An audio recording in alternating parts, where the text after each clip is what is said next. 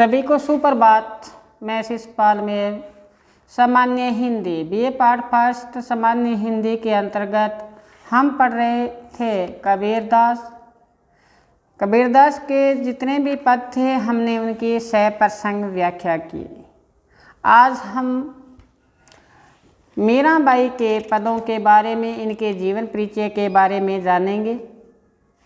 मीराबाई के कौन कौन से पद हैं उसके बारे में जानेंगे, जीवन परिचय के बारे में जानेंगे। हमारे मुख्य एग्ज़ाम है उसमें आपको सप्रसंग व्याख्या पूछी जाएगी, साथ में उनके प्रश्न पूछे जाएंगे।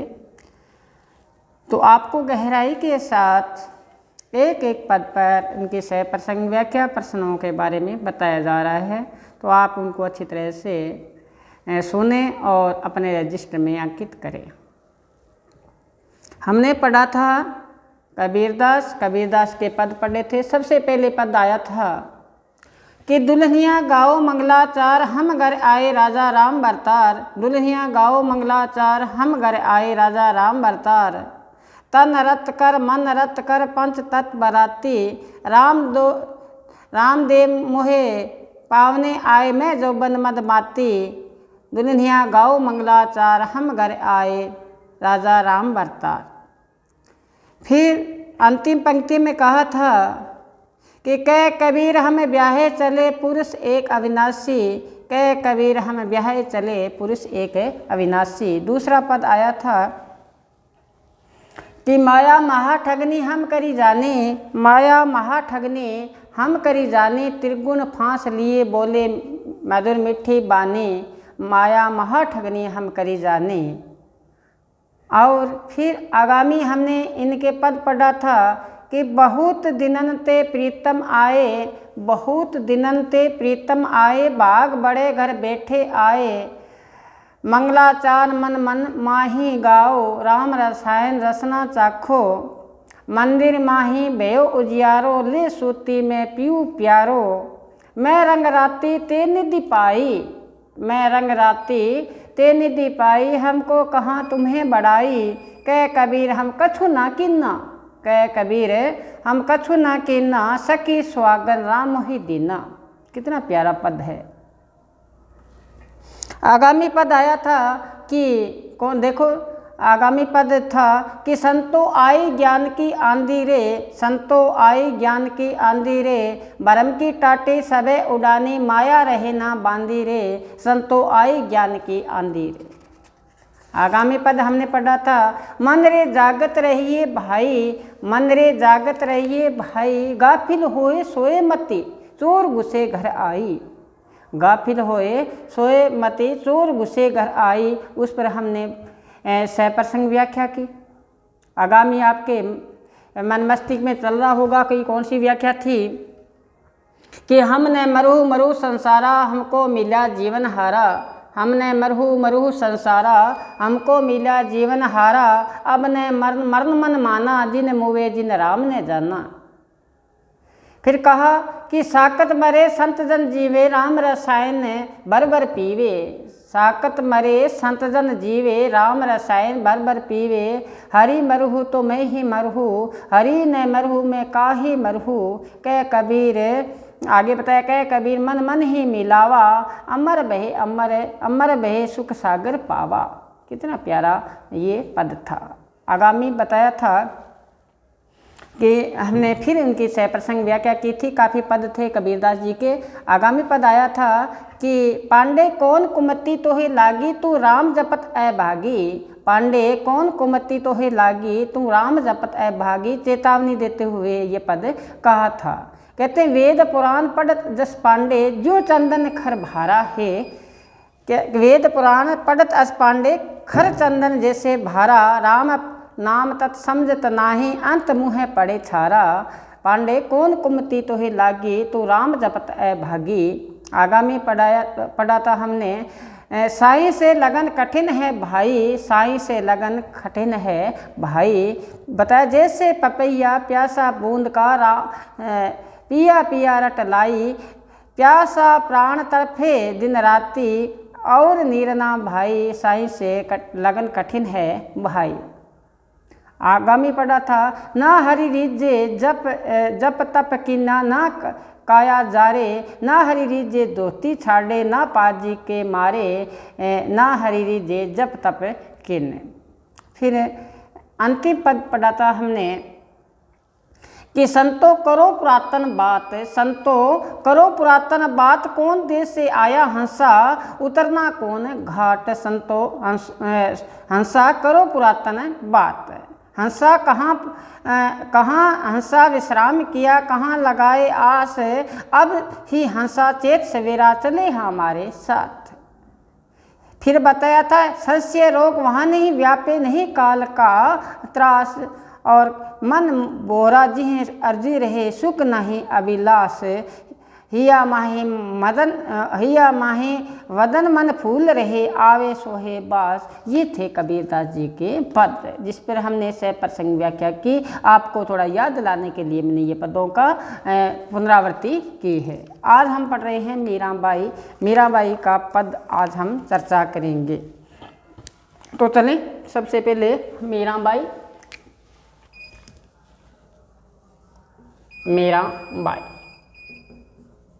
मीराबाई के बारे में सब जानते हैं। मीराबाई के पद सभी जानते हैं। कोई ऐसा यहाँ कोई ऐसा प्राणी नहीं है जो मीराबाई के बारे में न जानता हो। पग बांध घुंघरू मीरा नाची, सब इनके पद मौखिक भी गाए जाते हैं। सुना है, आपको नहीं आता हो, सुना भी है कि पग बांध घुंघरू मीरा नाची, लोग कहे मीरा भई बावरी, सास कहे कुलनासी। मीरा विधवा थी, पैरों में क्या पाजे बांधी, घुंघरू बांधे और श्रृंगार किया। किसके लिए श्रृंगार किया ये भी आपको पता है। देखो कि मीराबाई का जन्म सन 1555 ईस्वी में हुआ था। 1555 ईस्वी में इनका जन्म हुआ था। और जन्म कहाँ हुआ था? तो ये इनका जन्म कुड़की नामक ग्राम में हुआ था। कुड़की नामक ग्राम में हुआ था। बचपन में ही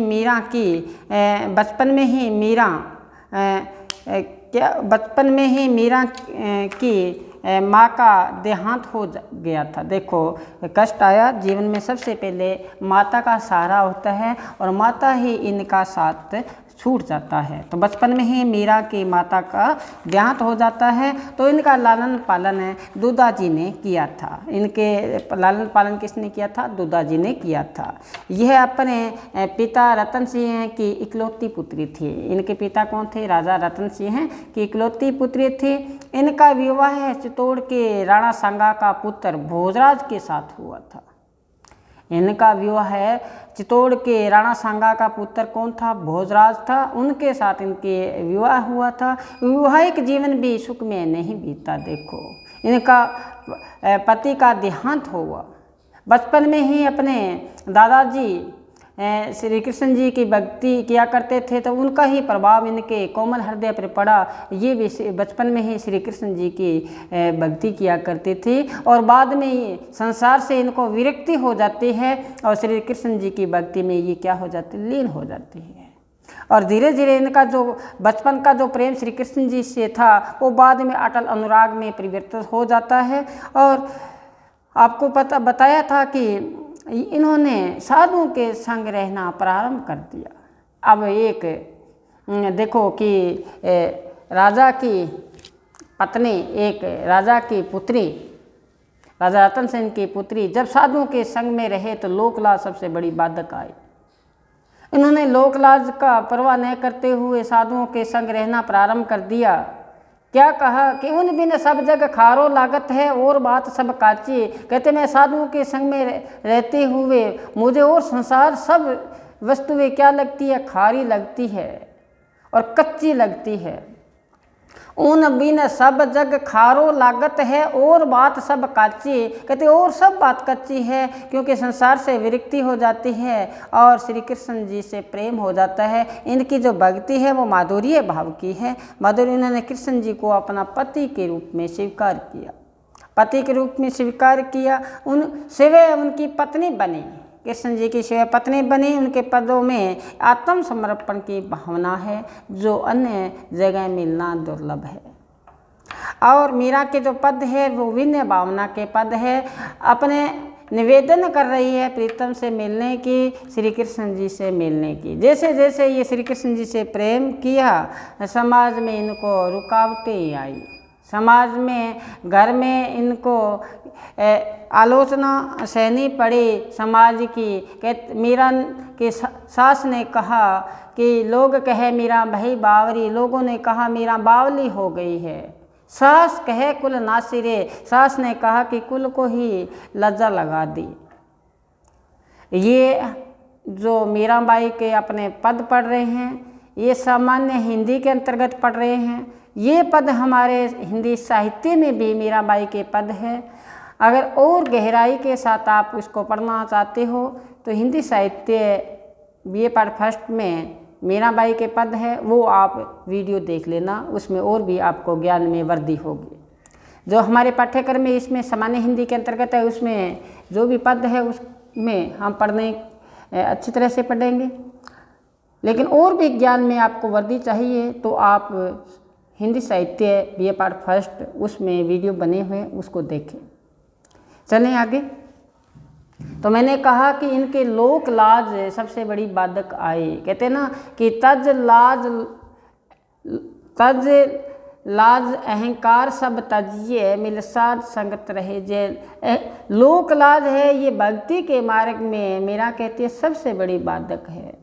जैसे ही मीरा श्री कृष्ण जी की भक्ति शुरू की, साधुओं के संग रहना शुरू किया, तो घर वालों ने, दूसरों ने कहा कि मीरा बावली हो गई है। सास ने कहा कुल नासी रे, कुल को ही नाश कर दिया। इस प्रकार से इनको कष्ट उठाने पड़े। राणा ने इनको श्री कृष्ण जी से विमुख करने के लिए सर्प का पिटारा भेजा, कभी जहर का प्याला भेजा, लेकिन कृष्ण जी की भक्ति में अटल, उनमें तल्लीनता के साथ उस जहर का प्याला मीरा पी गई, लेकिन वो अमृत बन गया। ऐसा विश्वास, ऐसी अटल हो तब जाके हमें वो उस प्रभु के दीदार हो सकते हैं। ऐसा समर्पण चाहिए।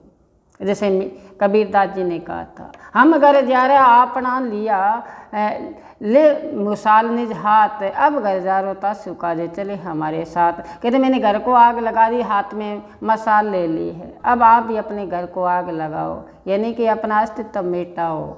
मीरा ने अपना अस्तित्व मिटाया, उनकी चरणों की धूल बनी श्री कृष्ण जी की, तब जाके अमृत का वो प्याला बना था, जहर रूपी अमृत का प्याला बना था। सर्प का जब सर्प का जब पिटारा भेजा गया, वो हार बन गया। सूली ऊपर सेज हमारी, सूली की सेज भेजी, वो किसकी बन गई? वो फूलों की सेज बन गई। ये मीरा का जीवन के बारे में था। इनके जो काव्य के में जो पद है वो गीय पद है, यानी गाने वाले पद हैं, गीति काव्य हैं। इनमें सरलता है, प्रवाह है। भक्त लोग आज भी इनके पदों में लय के साथ गाते हैं। मैंने इस वीडियो शुरू करने से पहले भी आपको बताया था, मीरा के पद कौन नहीं जानता, सब जानते हैं, सब गाते हैं। मीरा की जो भाषा है वो व्यवहारिक है, राजस्थानी, ब्रज और गुजराती का मिश्रण है। और इनके माधुर्य प्रसाद दोनों गुणों से युक्त प्रवाह में इनकी भाषा है। अलंकार मुहावरों का इनका प्रयोग हुआ है। तो आज हम इनका सबसे पहले एक पद पढ़ना शुरू करते हैं, आसान सा, मीठा सा, प्यारा सा। देखें कौन सा है। तो कहते हैं राम नाम रस पीजे मनवा, राम नाम रस पीजे। पहले मैं आपको सुना दूं, फिर हम श्याम पट पे लिखेंगे, फिर इसकी सह प्रसंग व्याख्या करेंगे। क्या बताया है? राम नाम रस पीजे मनवा, राम नाम रस पीजे, तज कुसंग सतसंग बैठी, नित हरि चर्चा सुन लीजिए, काम क्रोध मद लोभ लोभ को चित से बहाए दीजिए, मीरा के प्रभु गिरधर नागर ताके रंग में बीजे। देखो कितना प्यारा है। कहते हैं राम नाम रस पीजे मनवा, राम नाम रस पीजे, और तज कुसंग सत्संग बैठी, नित हरि चर्चा सुन लीजिए, काम क्रोध मद लोभ अहंकार चित से बहाए दीजिए, मीरा के प्रभु गिरधर नागर तांग के रंग में बीजे।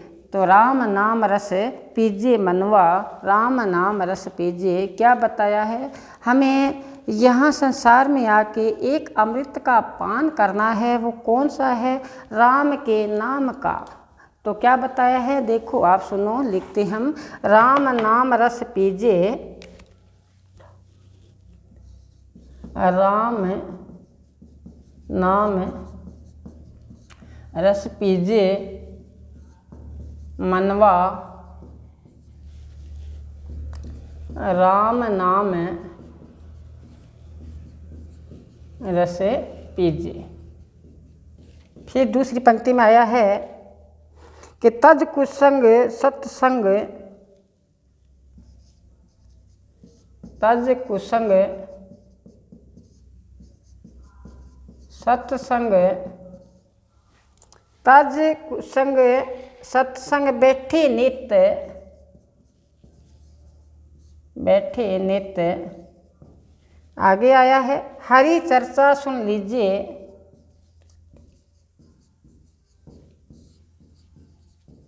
सुन लीजिए। तीसरी पंक्ति में बताया काम क्रोध मद लोभ अहंकार, काम क्रोध मद लोभ अहंकार, काम क्रोध मद लोभ अहंकार चित्त से बहाय दीजिए, चित्त से बहाय दीजिए। मीरा के प्रभु गिरधर नागर, मीरा के प्रभु गिरधर नागर,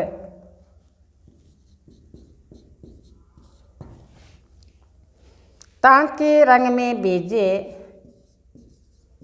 तांके रंग में बीजे।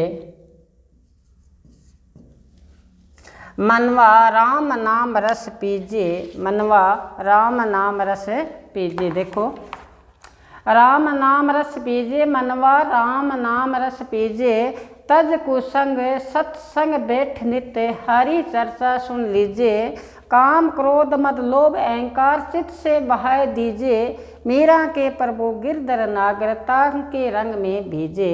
तो मीरा ने यहाँ पे बताया है कि यहाँ आके हमें कौन सा रस पीना है? राम नाम रूपी रस पीना है। वो रस फीके हैं, जो राम नाम का रस है वो ही मिठास है। देखो गाय का दूध भैंस का दूध मीठा है, लेकिन कहते हैं कि जो राम नाम का रस है वो उसके मुकाबले सब रस फीके हैं। ये रस है, इसके जिसने पान किया है उसको तृप्ति का भाव आया, संतोष आया। तो क्या बताया? मीरा कहती है राम नाम का रस पी लीजिए। आप मन को संबोधित करते हुए कहते हैं राम का नाम का रस का पान करना है। फिर बताया है कैसे होगा ये राम के नाम का रस का हम उपभोग कैसे कर पाएंगे? कहते हैं हमें तजना होगा कुसंग, ऐसे लोगों की संगति को त्याग देनी होगी जो हरि से विमुख है। आया था ना सूरदास जी का एक पद आपने सुना होगा, तज मन हरि विमुख को संग, ता संग कुमति उपजती है, परत भजन में भंग, तज मन हरि विमुख को संग।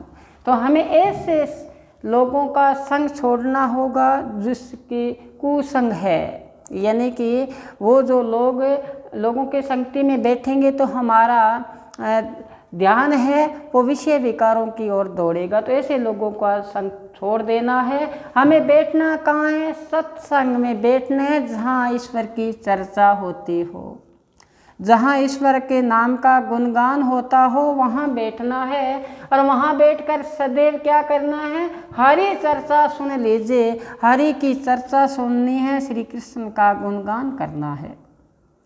आगामी क्या बताया, हमें क्या छोड़ना है, हमें काम छोड़ना है, क्रोध छोड़ना है, मद छोड़ना है, लोभ छोड़ना है और अहंकार छोड़ना है। इन चीज़ों का त्याग करना पड़ेगा, तब जाकर हमारा हृदय है वो निर्मल होगा, पाक होगा, पवित्र होगा, अन्यथा हमारा नहीं होगा। ये भक्ति के मार्ग में काम, क्रोध, मद, लोभ, अहंकार ये बाधक है। ये समय रहते हुए अपना अपना काम निकालना चाहते हैं।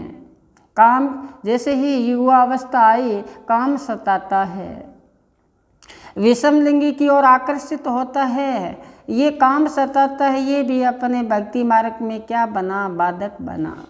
इसी प्रकार क्रोध है, कोई किसी ने बोल दिया तो हम क्रोध से आकर उस पर क्रोध जताते हैं, तो क्रोध भी जीवन में क्या है, बाधक है।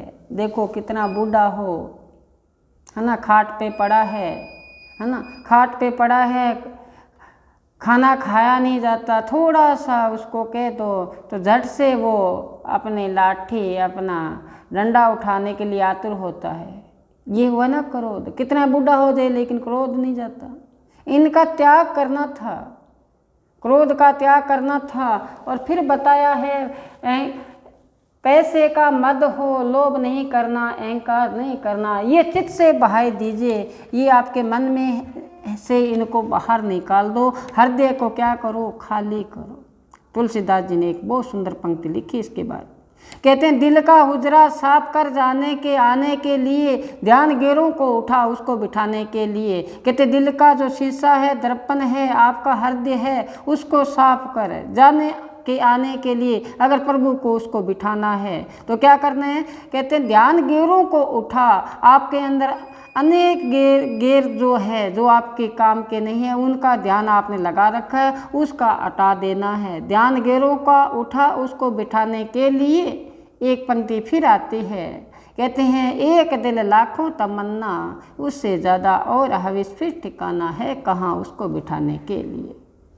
तो ये हमें निकालना पड़ेगा। फिर मीरा ने कहा कि मीरा के प्रभु गिरधर नागर, मेरे तो श्री कृष्ण है जो गिरी को धारण करने वाले हैं, पहाड़ को धारण करने वाले हैं, ताके रंग बीजे, मैं तो उनके रंग में रंगी गई हूँ।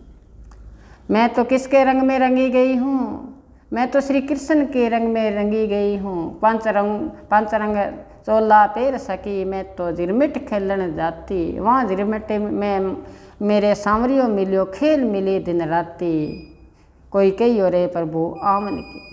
ये है मीरा का पद जिसमें हमने आज से प्रसंग व्याख्या की है। पहला पद आज हमने पढ़ा, मीरा के जीवन परिचय के बारे में जाना, मीरा का कैसा श्री कृष्ण जी की भक्ति की ओर वो उन्मुख हुई, उनके बारे में हमने चर्चा की। आगामी वीडियो में फिर हम मीरा के बचे हुए पद है उस पर चर्चा करेंगे। आज हम यहीं विराम देते हैं, कल फिर हम मिलेंगे। तब तक आप जो भी आपको गत क्लास में कबीर के पद करवाए, मीरा के पद आज करवाए हैं, उसको अच्छी तरह से सुनना ही नहीं है, जीवन में उतारना भी है। जो भी पंक्तियाँ यहाँ से बोली जाती है उसको रजिस्टर में अंकित कीजिए, आपके ज्ञान में वृद्धि होगी, क्योंकि हमारा ध्येय ही पढ़ना है, हमें ज्ञान में वृद्धि करना है। कहते ना सकल पदार्थ है जग माही, कर्महीन नर पावत नाही। संसार में पाने के लिए सब चीज़ें हैं, उपलब्ध है। कई कर्महीन होते हैं, वो प्राप्त नहीं करते या प्राप्त न करने की आपको सलाह देते हैं। तो ऐसे लोगों से हमें बच के रहना है। जैसे मीरा ने कहा तज को संग, ऐसे लोगों का संग क्या करना है, छोड़ देना है, जो हमारे प्रगति में क्या है, बाधक है। सार को गही थोता दे उड़ाए, सार वस्तु लेनी है, हमें गुण को उठाना है, अब गुण को उठाना ही नहीं है। आज यहीं विराम देते हैं, कल फिर मिलेंगे। धन्यवाद।